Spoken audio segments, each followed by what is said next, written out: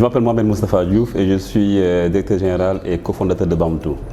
Alors Bamtou, on est une holding technologique basée à Dakar et on va parler cette fois-ci de l'activité Data and AI, la filiale Datamation. Datamation est une filiale de Bamtou Technologies spécialisée dans le traitement de la donnée et de l'intelligence artificielle. À l'image de la plupart des langues africaines, le Wolof est une langue plus orale qu'écrite.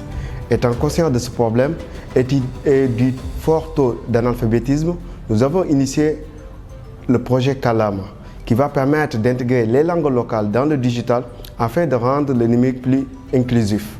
Kalama est un ensemble de solutions de traitement de langage naturel basées sur l'intelligence artificielle, traitant ces problèmes particuliers que sont la synthèse vocale, la reconnaissance vocale et les systèmes de traduction. Dans le cadre de ce projet Kalama, j'ai travaillé sur des techniques de synthèse vocale ou text-to-speech, TTS. Un text-to-speech est un système qui permet de convertir un texte en audio. Nous avons donc conçu un système qui permet de convertir un texte en Wolof en un audio avec la possibilité de switcher entre différentes voix.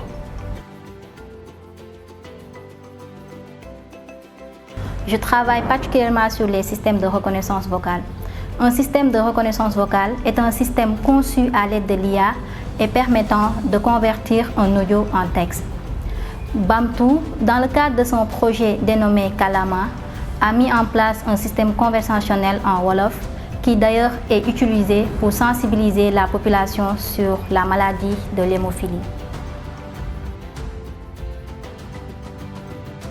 Alors, toujours dans le cadre de Kalama, nous adressons parfois des problèmes qui relèvent de la recherche, comme la conception de systèmes conversationnels en Wolof. Donc, de tels systèmes permettent à un utilisateur d'interagir avec un périphérique par le biais de la langue, et ces systèmes reposent généralement sur l'intelligence artificielle. Donc, ce qui pose une contrainte de nécessité de la donnée. Et nous adressons ces problèmes-là en travaillant sur des sous-questions de recherche, comme la conception de systèmes de traduction automatique en Wolof. Donc nous travaillons en collaboration avec des établissements universitaires et nous contribuons également dans la recherche scientifique par le biais de publications d'articles scientifiques sur les sujets de recherche sur lesquels nous travaillons.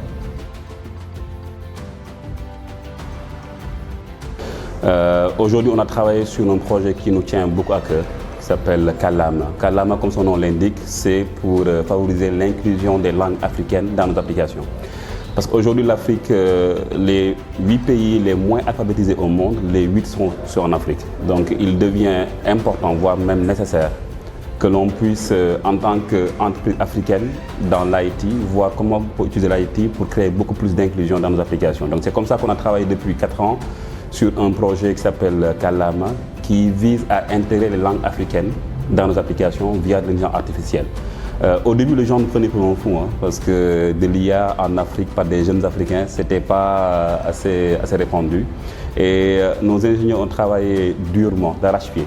Et là, maintenant, on commence à avoir le résultat de ces recherches-là. Et Kalama, on commence maintenant à l'intégrer dans des applications. La première application qui est disponible dans les stores s'appelle l'hémophilie, qui est une maladie qui est très peu connue au Sénégal et en Afrique, et qui est mortelle bien des fois. Et donc, grâce à nos travaux sur Kalama, avec l'hémophilie, les gens peuvent prendre l'application et poser des questions en français, mais également en Wolof et en vrai Wolof, et le chatbot est capable de comprendre et de répondre. Alors là, c'est juste une toute petite application de ce qu'on peut faire avec l'IA. Moi, je crois que l'IA est africaine.